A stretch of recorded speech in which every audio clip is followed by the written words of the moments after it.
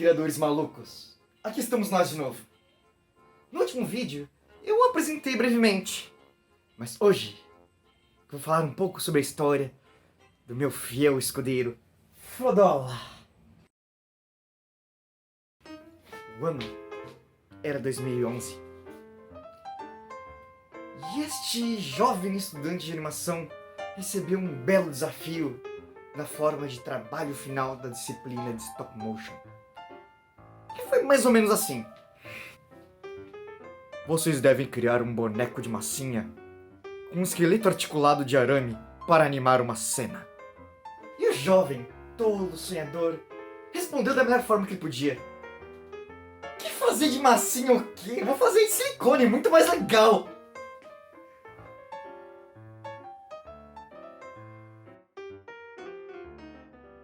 Não faz essa cara. Se não fosse por isso, eu não estaria aqui, tá?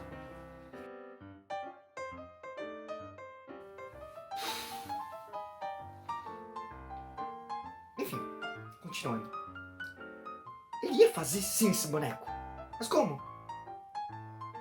Ele nunca tinha feito boneco articulado na vida. Tão pouco tinha mexido com silicone. Ele mal tinha ideia das etapas envolvidas no processo. Mas isso não desestimulou ele não. Ele foi estudar, pesquisar, ver uns vídeos no YouTube para aprender. Logo, ele já tinha os primeiros esboços do boneco. Tinha até planejado minimamente como seria o esqueleto feito de arame e massa epóxi.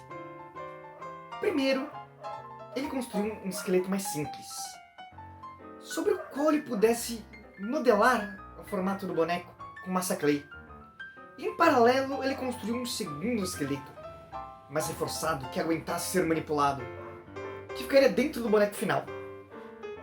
Nesse segundo esqueleto de animação, ele travou algumas partes para que o esqueleto não dobrasse fora das articulações.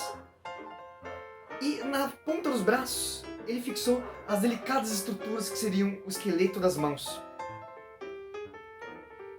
Numa tentativa de economizar um pouco do silicone, ele optou por fazer o volume do corpo, mais rechonchudinho, de espuma. Essas espumas de colchão mesmo. Ele pegou um pedaço, cortou no formato do corpo, mais ou menos, encaixou o esqueleto e bora!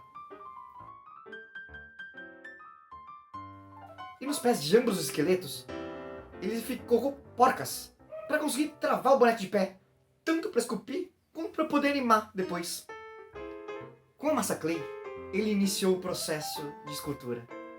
Ele esculpiu o corpo, as mãos, esculpiu a cabeça, deixando as cavidades para os olhos, que seriam feitas de contas de bijuteria pretas, com um buraquinho tampado por massa epóxi, formando as pupilas. Com a escultura e o esqueleto prontos, estava na hora de transferir a forma da clay para o silicone.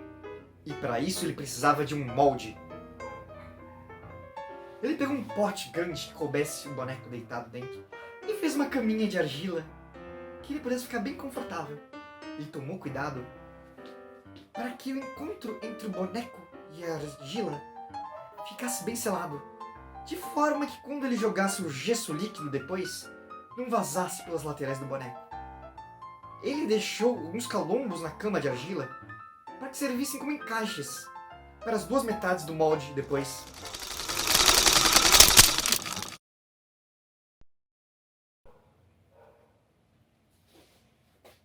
Ops! Eu acho que o jovem se empolgou um pouco com a brincadeira e esqueceu de registrar o que acontece no resto do processo. Jovens. Mas tudo bem, eu vou tentar ilustrar aqui pra vocês o que vem depois, tá bom? Com a cama pronta e o boneco bem acomodado nela, o jovem foi delicadamente derramando o gesso líquido sobre o boneco, garantindo que toda a sua superfície fosse coberta e os buracos preenchidos. Ele jogou o gesso até que a altura ficasse boa para dar resistência ao molde.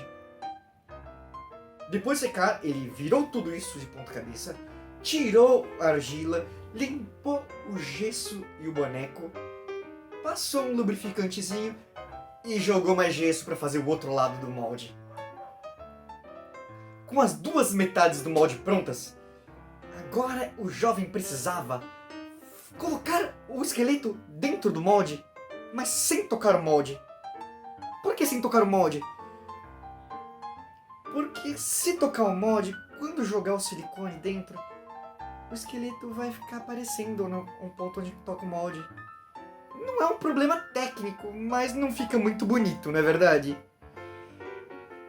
E o que ele fez? Ele fixou o esqueleto pelo pé sobre o molde na posição certa para não tocar. Aí ele preparou a mistura de silicone, jogou no molde com cuidado para preencher bem o molde e não formar bolhas. Pegou tudo isso, botou para secar. Pegou a outra metade do molde, encheu com todo cuidado também com o silicone para não formar bolhas. E aí ele tava com metade do molde com silicone e esqueleto, a outra metade só silicone. E o que você faz? Você fecha o sanduíche. Depois disso foi só esperar secar, desenformar o boneco e... Life! Life, do you hear me? Give my creation life! Agora é só ir brilhar nas telinhas, né, Frodola? É. Não foi bem assim que aconteceu, né, Frodola?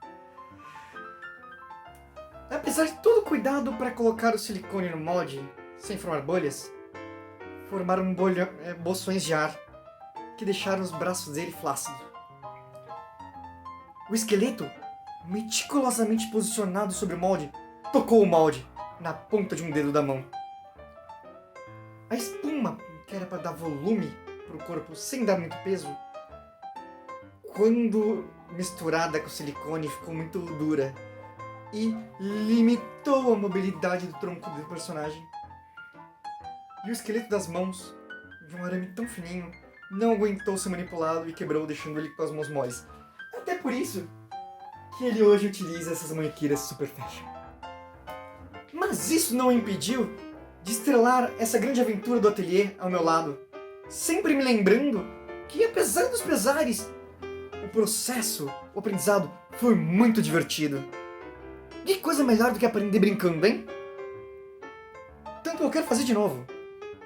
Vou fazer de novo, um pouco diferente, tentando corrigir esses defeitos e descobrindo os próximos. Quero te deixar um convite.